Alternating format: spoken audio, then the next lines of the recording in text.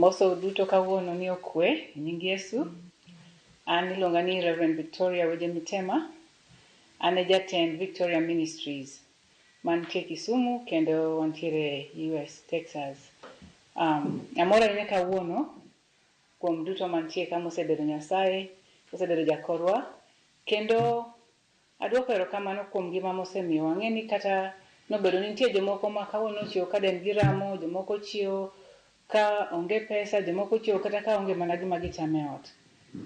To nitie kata jok mane ok ochier, mane odhi nindo to ok ochiewo. To aduoko ne Nyasaye erokamano nikech omiyowa ngima. Omiyowa ngima mar kuom tuoche, omiyowa ngima mar dak, omiyowa ute ma wadakie, to kendo omiyowa nyaka kaka wanyalo chiemo gi kaka watiyo. To aduoko ne erokamano. To kapok adhi nyime to adwa ni walam Nyasaye mondo wagone erokamano kapok program odhi mbele. So Nyasach polo gi piny, aduoko ni erokamano kuom duto misetimo Nyasaye. Aduoko ni erokamano kuom ngima misemiyowa. Aduoko ni erokamano kuom teko gi duong' misekelonwa duto Nyasaye. In e Nyasach polo gi piny, kendo niwacho ni ka ok wang'eyi to ok wan wang'e polo. Kendo muma nyisowa ni ka wadwaro gik moko duto te wakwa gi nyingi. To kawuono Nyasaye wakwayo ni mondo itelnwa e program ni. Wakwayo ni mondo itelne duto jogo ma ochiko itgi mawinjo kamae. Kendo ibed mbele wa gi chenwa, kendo weche ma wadhi wacho Nyasaye obed mamiyi duong'. Gik moko mawinjo e itwa Nyasaye omiyi duong'. Waduoko ni erokamano, kendo jo studio ma wan go ka, walamo negi kendo wating'o gi duto e nying Yesu Kristo Ruodhwa. Amen. Erokamano. Koro an anyisou ni iluonga ni Reverend Victoria, jatend Victoria Ministries. To kawuono an gi thuolo ma mondo abi aparnugo wach Nyasaye. Piny ogik, piny orumo. To aneno ni Roho Maler nyisa ni awuo e piny madhi rumo ni. Ndalo duto wasebet kwa wacho ni Yesu biro duogo, Yesu biro duogo. Tawinjo ka jomoko wacho ndalo moko ni Yesu ok duogo, ni magi gik mani wacho pile pile. To kalure gi muma ma wang'eyo ni mum Nyasaye muma emoting'o wach Nyasaye. Muma wacho ni Yesu biro duogo, kendo biro mokwongo to wanarom kode e yamo. Ato boduogo mar ariyo. To mar ariyo no koro wan waduogo wadak e piny kae. Matiende ni jogo duto mowar nyaka ibed maliet ne Yesu. Kata in ng'at machal nade, Nyasaye wacho ni bed maliet kata ibed mang'ich. Nyasaye ok dwa ni bed e diere kae ma iwacho ni lukewarm. It's hot or cold. Koro an abiro ka mondo aparnu ni onge ngima maber ka ok en ngima mar Yesu. Onge ngima maber ka ionge gi Yesu e chunyi. Owachonwa e kitabu mar Johana 3 ni adwaro ni mondo kuom duto te adwaro ni mondo utim ang'o? Mondo udongru kendo ubed e ngima maler. Ubed e ngima maber. Matiende ni ok odwa ni tuoche omakwa, ok odwa ni wasandre, ok odwa ni dhier obed kodwa. Odwaro mpango ma Nyasaye kano chweyowa en ni mondo wabed gi ngima maber, wawinj maber, kik wathagre. To dhano pile wigi wil. Nyasaye wacho ni piny duto en marwa. Piny duto en marwa. Gi gik moko duto te mantiere e pinyni. Matiende ni wan ema ok wang'eyo kaka wadhi kawo gik moko ir Nyasaye. Nikech ka Nyasaye osewacho ni piny en marwa, to koro an abodhi ka yuagra ne Nyasaye, miya gini. Nosemiyowa piny ngima. To ere kaka de wayud gigi ma Nyasaye osemiyowa? Donge wan waduoko ne erokamano kuom gigo duto mosemiyowa? Ok wayuagne. Nikech ok inyal ywak ne Nyasaye ni miya to nosemiyowa ngima. Piny duto owacho ni wan kodhi mar Abraham. To ka wan kodhi mar Abraham, the whole world was willed to Abraham. Don matiende ni piny duto en marwa. To ere kaka wanyalo yudo gik ma Nyasaye owacho ni gimekwa? Owacho ni dhahabu gi fedha marwa duto emoma. To ka dhahabu en mari, to ka fedha en mari, gik moko duto te gin meki. To ere kaka dibed ni chunyi chandre to ing'eyo Nyasaye? Ajiwo jowetewa duto ni wang'euru gik ma Nyasaye osemiyowa. Matiende ni wang'e rights wa e Nyasaye. Wang'e identity wa e Nyasaye. Kendo wang'e niya, wan ng'a kuom Nyasaye. Owacho niya, en Christ in me the hope of glory. Matiende ni odak e chunywa. To chako nuonwa ni as he is, so are we in this world. ka Nyasaye en kaka en, donge Nyasaye ok dwa ni wabed matuo? To winy koro kiwinjo ndalo moko ni tuo maki, dendi rami, gimoro timi, tiwacho ni an gi Nyasaye kuoma, ok anyal bet maonge go. An gi teko nikech Nyasaye odak e iya, an gi ng'uono nikech Nyasaye odak e iya. Ok di beda beda ni sama tin koro waywagre ne Nyasaye, wawacho ni Nyasaye nomiyo gik moko duto te, ma kata tuochegi wan gi mamlaka mar riembo tuo. Kata samoro wiyi bari, tiwinjo ka wiyi bari, tiwinjo ka wiyi bari, tiwacho ni Nyasaye polo gi piny ne miya teko mar riembo wich bar. An nyathini, an gi ngima mochwere, an gi lerni, an gi duong'ni, an gi herani. Koro iwinjo ka Nyasaye osewacho kamano. Kisechako wuoyo kamano, tiwinjo ka jachien weyi, iwinjo ka wich bar no weyi. Tok ni kik idhi subtal, nikech samoro nyalo muomri. Subtal nitiere. Lakini sami winjo ka gik moko timi, tikuongo iketo geno ni kuom Nyasaye. Iketo mos mos. It's like you work your faith. Slowly by slowly. Gik matimi go, iwinjo. Mana kaka nyathi minyuolo. Donge nyuolo nyathi. To nyathini ni dong nyaki luoke. Nyaki rwake. Nyaki wire mo. Nyaki pidhe. Eka nyathi dongo. Nyako dhi skul. Eka kawantiere gi Nyasaye. Nyasaye oherowa. Sami se miyo. Muma wacho ni ka intiere Nyasaye. Ka intie Kristo. In jachwech manyien. Mano jo Korintho sula 2 kwan matindo 2 Corinthians 5:17. Ka intiere, if you're in Christ, in jachwech manyien. Duto manentiere chon ka oselal. Isedonje Nyasaye, the new has come. Ni Nyasaye ne riwowa gi Ruoth Yesu nikech ok okwan richowa, not counting our trespasses against us. Matiende niya, richowa duto Yesu nosedhi thone msalaba. Duto te. To koro, ka Yesu nosetho msalaba, ere kaka wadwaro ni mondo wan kendo wating' mzigo ma Yesu noseting'onwa mowenwa piny. Owacho ni my burden is light. Ka burden ne light, terne burdens gigo te mondo ting'ni, mondo niwuoth kin light. Nyasaye oherowa. Kata paro pile ni wan e tong wang'e, you're the apple of God's eye. Ka in tong wang' Nyasaye, in iwuon in tong wang' Nyasaye, an tong wang' Nyasaye, wate to kako hera. Kendo imbo heri zaidi. Kendo kako ohero nyawadwa cha, be ohero. Matiende ni ohero wan duto te. Yani hera Nyasaye ng'eny, mohingo gimoro amora. Kata opoge mana didi.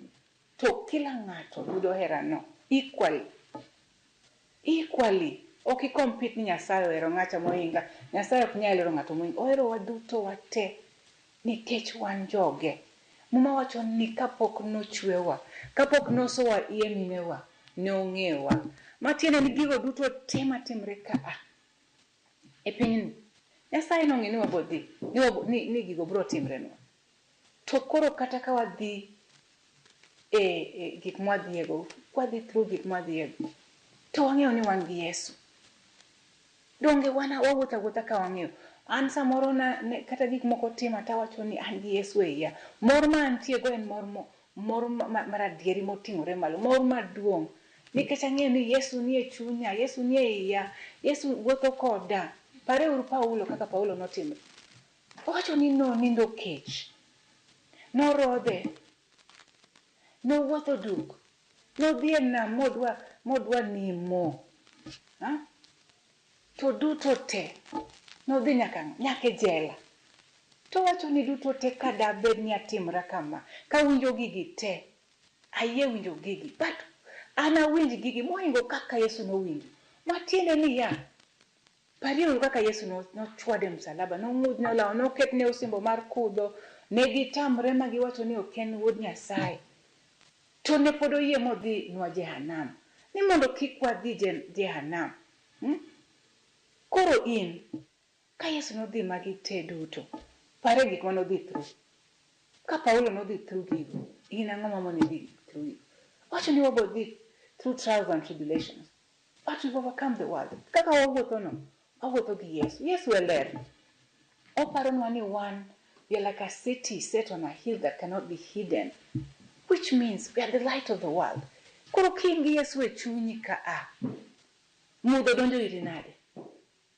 Ka samoro jachien donjo ni to jachien nyisi ni jachien tugo gi wi, nke jachien ni waluongo ni accuser of the brethren. obro bire wi monyisi ni rach inja kuo jok dwari ng'ani kama okibidongri okibitima ang'o to sama jachien bire wi to nyisi gigo nyise ni wuog ka e jachien chike nying Yesu nikech Yesu nomiyowa nyinge ema nomiyowa ni mondo watim gang'o mondo watigo gik moko duto te wacho ni chonge duto biro lungre ne ng'a e nying Yesu matiende ni onge nying maloyo nying Yesu e piny ka haleluya onge nying maloyo nying Yesu e piny ka koro nomiyowa nyinge ino kaka koro ng'ato ka gimoro timi to ng'ato mi power of attorney Yesu nomiyowa power of attorney to use his name matiende ni ka gimoro amora midwa timo midwa wacho kiluongo nying Yesu jachien ringo duto strategy wacho ni remb Yesu nomiyowa nyinge remo nomiyowa Yesu remo nomiyowa msalaba remb Yesu was used for the atonement of our sins emomiyo kata kidhiemo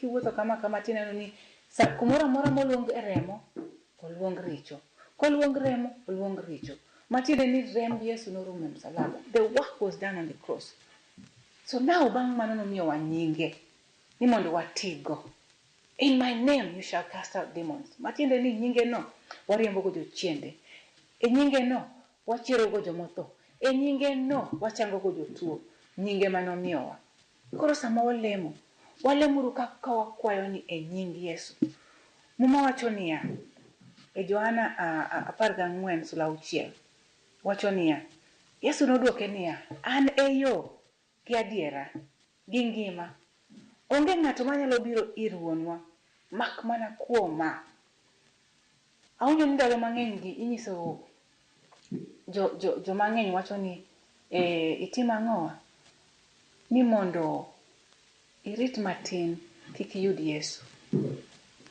ni to sami wacho ni kamano ticha kinyisi niya full richo ni okwa full richo Yesu nowacho ni ka ng'ato dwani mondo war nyaki timang'o nyaki wach gi dhogi ni Yesu e ruodh chunya onge kaka inyalo wache apart from kamano there's no way nyaki wach mana ni Yesu ayie ni Yesu odonjo e chunya gi dhogi to ko wach ni mondo confess richo ni owacho ni confess the lordship of Jesus matiende ni confess ni Yesu no e ruoth Yesu e ruoth chunyi Yesu nothoni mano chwer ni nochier nikech in koro kik ng'ato nyisi ni wach ni fulo richo ni sami yie mo wari mi donjo ni wacho ni I confess with my mouth ni Yesu e ruoth chunya duto te Nyasaye weyoni not counting our sins against us matiende ni ya richo ni duto rumo gi warruok ni koro kaka chunyi donjo emomiyo kiko wari to miyowa zawadi mar ler which is righteousness omiyowa the gift of righteousness koro if you're in that gift okinyal you don't work for your righteousness okinyal work righteousness ni what do you are the righteousness in Christ Jesus samo wari no tibedo righteousness in Christ Jesus matiende ni ler no donjo ni to kendo omiyigo nono ndalo duto mang'eny gi ji wacho ni adwa bet maber eka ng'e Yesu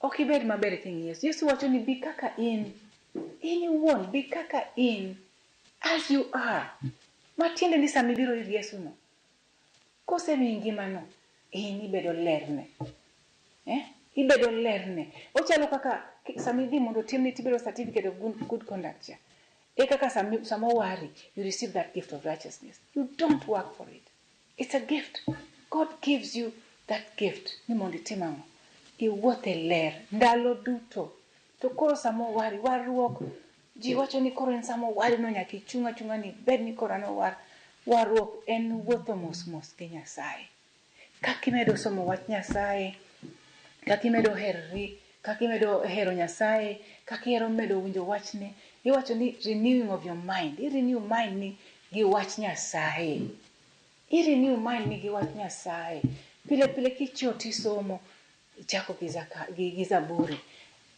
idonje Johana idonje Mathayo pile mos to bug Warumi tema koro nigi weche mabeyo moingo duto buge Warumi no nyaka isome Koro warruok ok en gimoro ni koro kawuono koro adhi bet maler ka pamba. Oyo. Mos. It's the working of your salvation. You work it.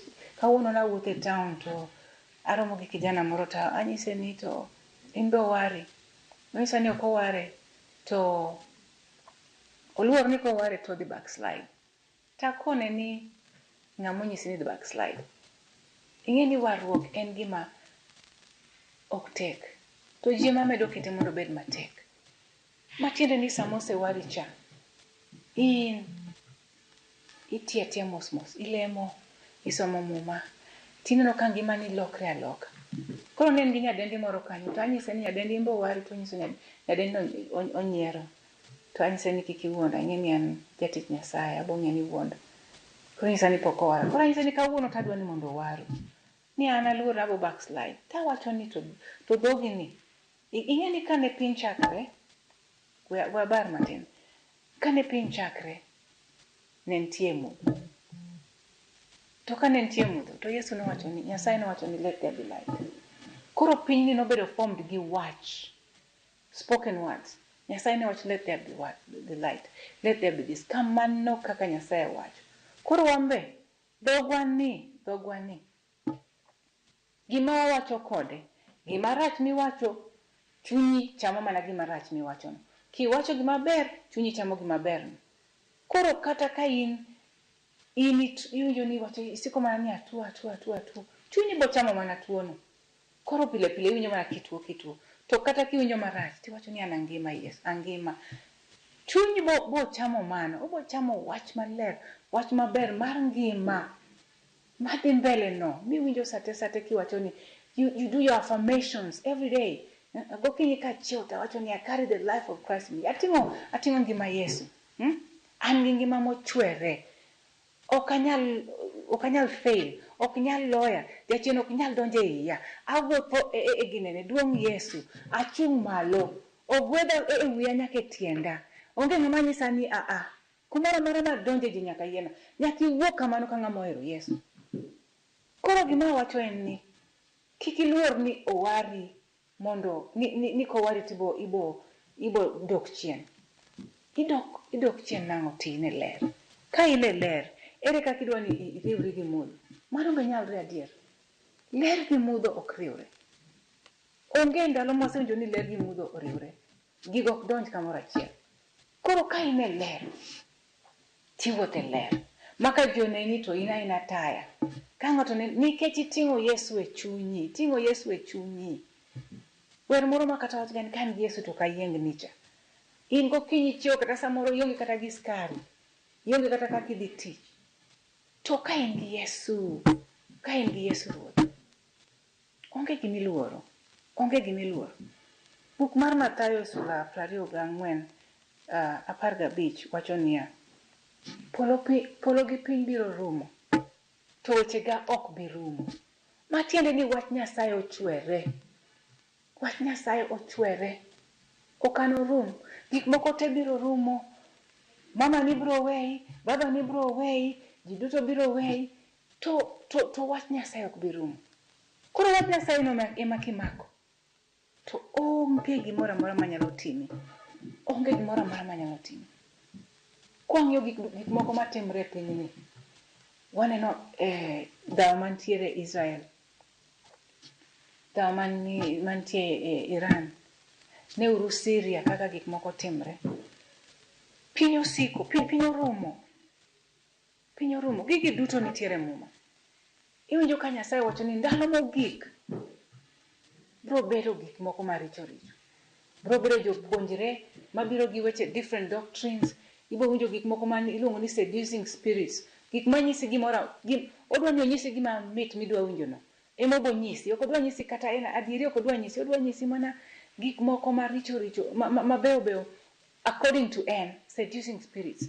Ng'ato bo biro ir manyisi gimoro maber. Ti in kokisomo, kokibede ler, to kibing'eyo ni kara maendi jachien. This is a familiar spirit. Kuri neno ka wacho ni those seducing spirits will come. People will be lovers of money. Matiende ni ji bohero pesa moingo gimoro amora. Ineno ka ndalo ni Ji dwani otim gimoro amora. Ng'ato yie kwelo, ng'ato yie chodo, ng'ato yie bayo, ng'ato yie neko nikech pesa. To mano en jachien modonjo ne ji. Jachien odonjo ngima ji. Emomiyo nyaka wamany Yesu. Ka ok wamanyo Yesu to walal. Ka ok wamanyo Yesu to walal. Nikech kata muma wacho ni ji bohero pesa. Mon bo kendre gi mon. Chuo bo kendre gi chuo. Ji bo negre ma nono. Ji bo gik moko tema bo timre maricho. To ji ok bi badho. Ji ok bi badho gi. Emomiyo an adwa jiwo kawuono ni ng'euru Yesu. Mae sa mar duogo ir Nyasaye. Mae sa mar duogo ir Yesu. Mae sa ma koro negi par. Ilem ne joodi, gi nyithindi, gi osiepeni duto ni mondo gidonje Yesu. Waduogne uru Nyasaye gi chunywa duto. Gi chunywa duto. Ang'o modong' madidwar maka ok en Nyasaye? Ang'o mamit ni moloyo ma ok nyal kawo ket Yesu mbele? Gigo duto ma wantiego ka gin gik piny marumo. En kaka ngima madhi matimre koboke. Kawuono nitie, kiny onge. Pesa kawuono nitie, kiny onge. Tich kawuono nitie, kiny onge. Osiepni kawuono nitie, kiny onge. To Yesu en pile.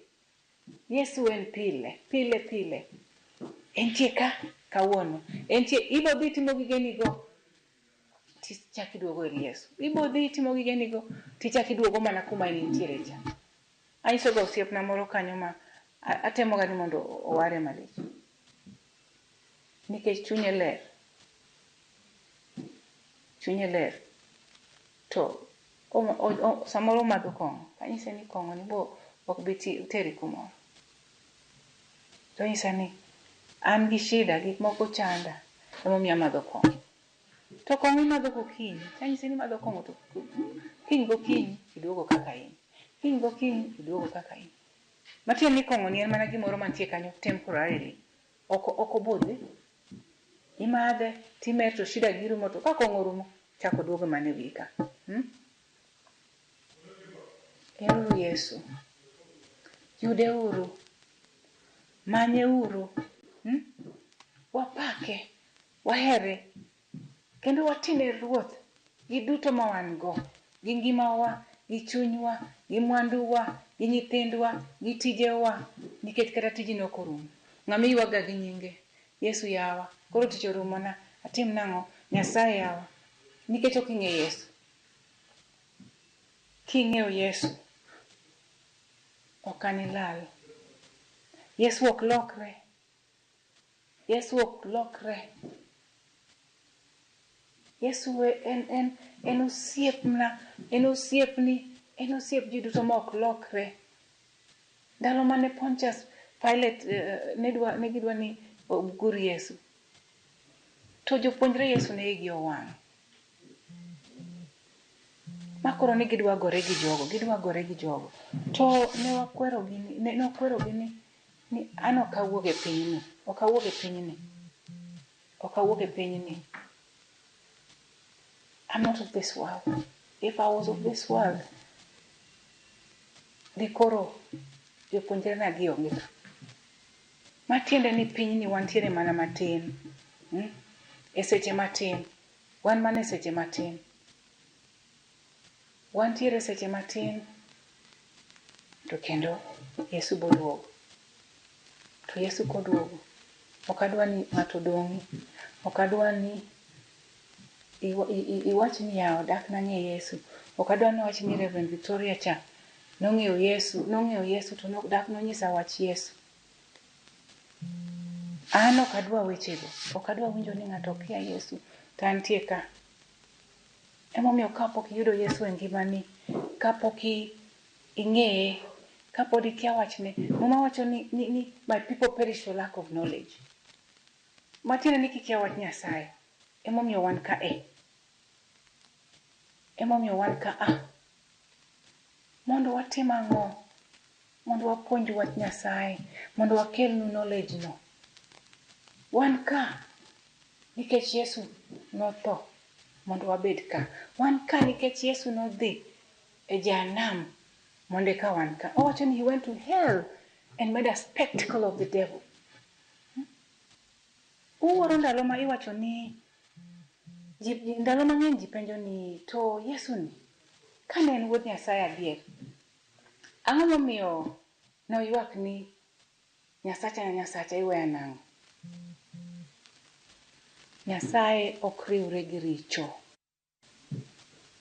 Nyasaye ok nyal riwre gi richo nikech Yesu nobet, he became man so he could experience the things we were experiencing. To nowacho ni an ok adwa ni utagru, adwa ni an mondo adhi mondo ating'nu mzigo ugo te, mondo ating' pek go te, mondo kik uwinj gik mang'eny mawinjore pinygi, kik usandru. To ka Yesu nosedhi ne msalaba, ka Yesu notho, ka Yesu nochier, ka Yesu nodhi e Jehanamu mokawoni ting' duto te, in ere gimomiyo sani pod ibiro kani an athagra, an atuo, an atim ang'o? Ng'ama nigi Yesu e iye loyo duto nikech Yesu loyo. Ng'ama nigi Yesu e iye nigi duong'. Ng'ama nigi Yesu e iye nigi teko. Ng'ama nigi Yesu e iye nigi hera. Ok inyal tagri. Ok inyal koso. To Yesu duogo. To an gima daheri mondo anyisu ni ngima maonge Yesu ok en ngima maratiro. Ngima maonge Yesu ok en ngima mikwano. Ngima maonge Yesu en mana gir nono. En gir nono. En gir nono.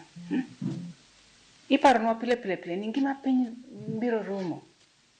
To Yesu biro dak nyaka chieng'. Ngima piny norum. In ibed kune ka Yesu oduogo. In ibed kune. In ibed kune. Duto te akwayi ni kumoro amora ma intiere, minyalo bedo ni samoro in gi tuoche moko mathago i chunyi, samoro ok ing'e Yesu ma wuoyo kuome ni, samoro ok ing'eyo ngima mochwere, samoro ok ing'eyo gima awacho ni, pok niwinjo, be pod ikia, be pok ning'e Yesu, be pok niwinjo gik monyalo timo e pinyni. An kawuono an kaendi mondo anyisi kuom Yesu mang'eyono, kuom anyisi kuom Yesu mosechanga, Yesu manowara, mondo anyisi Yesu manochangona nyathina, mondo anyisi Yesu mano omiya gik moko duto mantiego. Nikech ka onge Yesu ok dakwan. Ka onge Yesu ok dakwan. To koro siri mantiego mar Yesu ni, dakom ni ng'eye. Nikech anyisi ka onge Yesu ngima onge tiende. Ndalo duto misebet ni onge gi Yesu ni, isewinjo nade? Ndalo duto misebet ni onge Yesu, ngima ni chal nade? Ndalo moko nyathina matin, nyara matin, ne wabet piny kaka ne nje dweche adek. To ka ne nje dweche adek to wabet piny ka waneno mpira, ne waneno mpira. To nyathini chako riere to neno ka wiye bet maduong'. To kata nasomo gik thieth gi. To pod ne tama, nikech mano koro jachien umo wang'a.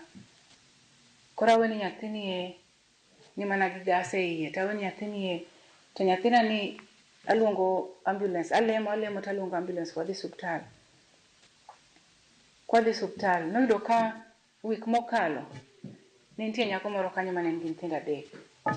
To kuma ntiere, ndalo mang'eny, girito nyithindo maber. Gimoro amora matin kotimo nyathi nyalo mai kata nyathi.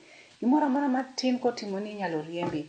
Gimoro amora matin, inyalo teri e jela. Imai nyithindo, imiyo gi ji. Koro ne nyako moro gochona ni idwa ma nyako moro ka nyathi. Nyithindo, ne gin nyithindo 3. To nyisa ni mam bi konywa.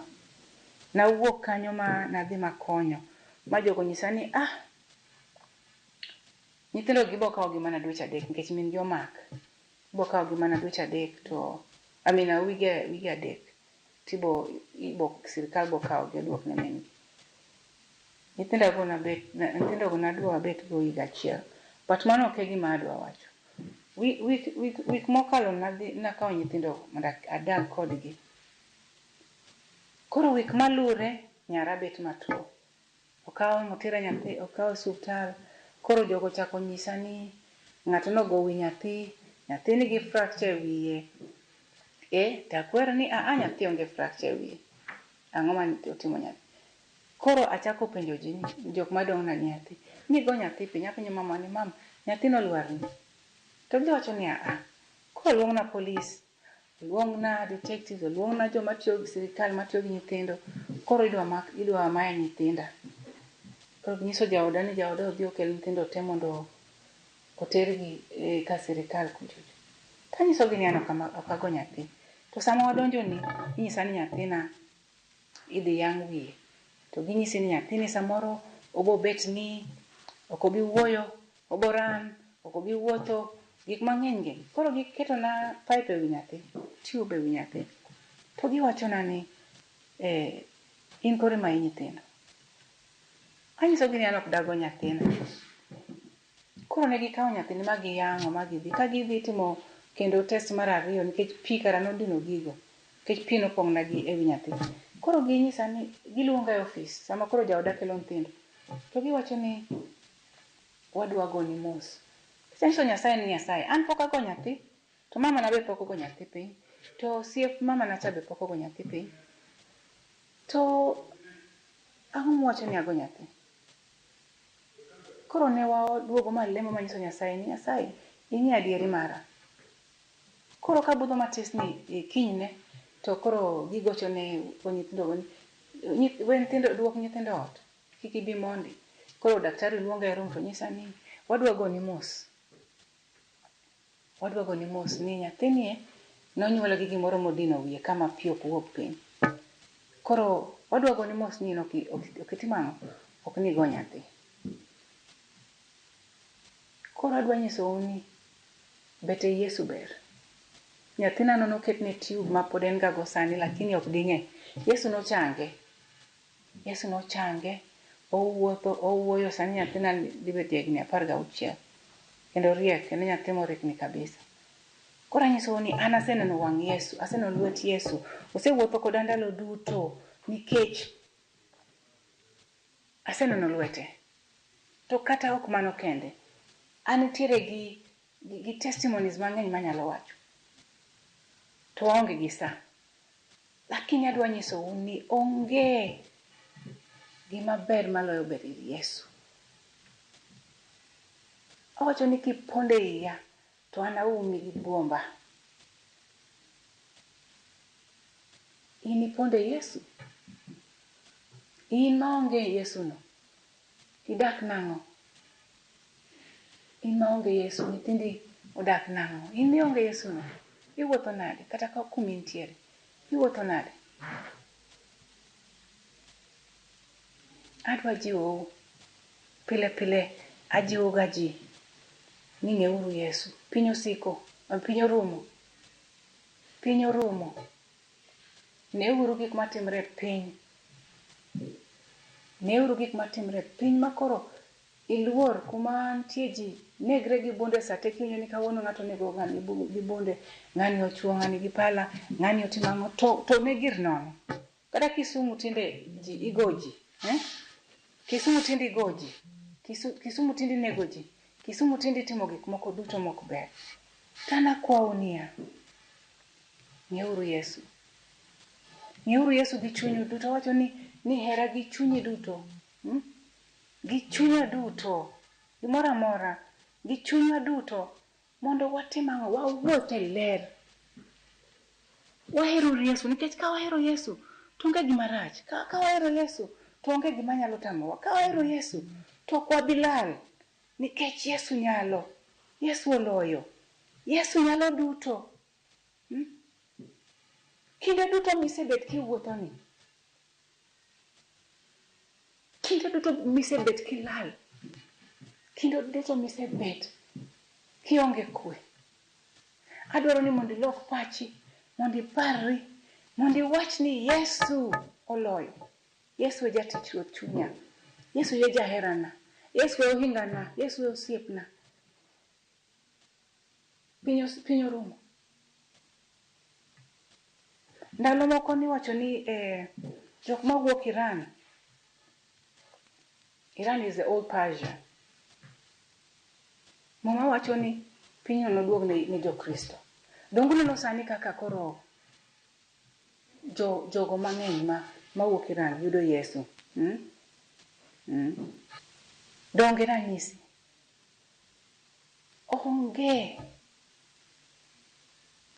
Onge gima ne timre. Iwacho ni the mark of the beast. Ok ang'eyo ni be ong'eyo wach moro ni wacho ni the mark of the beast. Ne wacho ni there is something called tribulation sense. And this tribulation sense is coming. It's a period where the Antichrist is trying to come and rule. We should never be lukewarm. We should never be lukewarm. Kodwa ni bed lukewarm. Kodwa ni bed hot. To kokidwa bed hot to bed cold. Tribulation sense ni is going to be the period where the Antichrist is going to rule. Obo biro kanyo higni adek mokwongo obo wacho ni ober. Obo wacho ni ohero ji. Obo timo ni ji gik mabeyo. Nikech ma timre bang' ka Yesu osetimamo. Osebiro ma oromo kode e yamo. Koro joma ne dong' piny ka ne ji winj matek ahinya. Matiende ni ka ionge Yesu, you're not hot for Jesus, you will not go. To sami dong' ka ma tribulation sense nitimbe this period. Ibro sandri. Sandruok dwa biro ma kionge the mark of the beast, ibro sandri. Ok ibi nyiewo chiemo, ok ibi yudo kumininde, ok ibi yudo kumidake, ok ibi yudo ka nyithindo dhi skul. Nikech jachien ma ja Antichrist ni dwa biro. Higni mokwongo obo winjo maber, obo chiemo gimoro amora, to ka ok ibi bedo gi alama ni, iluongo ni the mark of the beast, to in iwuon ok ibi nyiewo kata chiemo. Tadwa jiwi ni kik chop kuma koro idwa bedo ni idwa yudo mark of the beast to survive. Iwinjo ka nyise ni kopo ni nidong' ka Yesu obiro midong' mabe ok adwa ni otimre ni. Ibo nyisi ni dhi ponde bungu. Ponde iye kucho. Pond kumoro amora, to don't get the mark of the beast. Because that's the end of it. Koro ere tiende ni mondo idhi get mark of the beast mondo isandri ka Yesu miyi ngima, ka Yesu lochoni, ka Yesu wuotho kodi. Akwayo kendo aywaknu ni ng'euru Yesu. Yesu nowacho ni kik kweda, ambe nakwedi. Tabiro mondo iyud ngima, kendo iyud ngima mochwere. Ajiwoga youth nikech an ahero tiyo gi youth. Anyiso gi ni mama wacho ni e bug Ecclesiastes chapter 7 verse 12. Ni serve God in your youth. Tine Nyasaye kapod itin. An Yesu nowara chon kapod atin. To gima ne ok ang'eyo ni naonge gi joma puonja maber mawuotho koda. Naonge gi jok mawuotho koda. Naonge gi jok makonya, mapuonja ni mae yor Yesu. Mae kaka diwuoth, mae kaka ditim. Nawuotho mana kawinjo ka crusade ni kata seringa dhi. Nonyuola Anglican. To baba na ne lemo. Nikech kane pod atin baba na notuore kabisa. Kora nasiko mane lemo. Aringa ji lemo ka lemo. Obatis Anglican. Kuonde ma ji lemo ndalo mare madonke, Bosch, kuonde go. Kora aseng'e Nyasaye ndalo mang'eny. to ne onge jok ma disciple mang'eny ndalo go. Kose wari tiketi mana kanyo, niketa kata ni itimri nade. No wara ka jai gino chiko. Kore kia kata ni itima ng'oni ng'e mani warruok nitie. Lakini anyiso ga kijende matindo tindo ni ng'euru Yesu ka pod utin. Tineuru ka pod itin. Kik ichak manyo Yesu ka koro iseti. Nikech sani e sau. Iwacho ni gine jomo yier. We are a chosen generation. Taparo ne kijende go pile pile ni ema un generation. You are the generation of now. Where you can serve God in your youth. Who serve God in your youth. And you worship Him. I work with young, amazing kids. You know, they love God. Kiorogi, kagitimango, gira Nyasaye. Rasani wan gitim modi Uganda malando wat Nyasaye. Kuraji ogini serve God in your youth. Nikech you will not go wrong as you serve God in your youth. Ki bet gi foundation mar Nyasaye. Ki bet gi foundation minyo ni in nyathi Nyasaye to Nyasaye oketi kama. Kata samoro jachien temi koni gi koni ting'e nang'o an gi Nyasaye iya. Idok you go back to your roots, to the foundation kuma Nyasaye no wariecha. Okilal. Nikech you always go back. Toka ukipuonjo nyithindo gi miketo gi sani ni wang'e Nyasaye sani mondo wajiwre Nyasaye mondo wawuoth gi Nyasaye. Ok gibilal.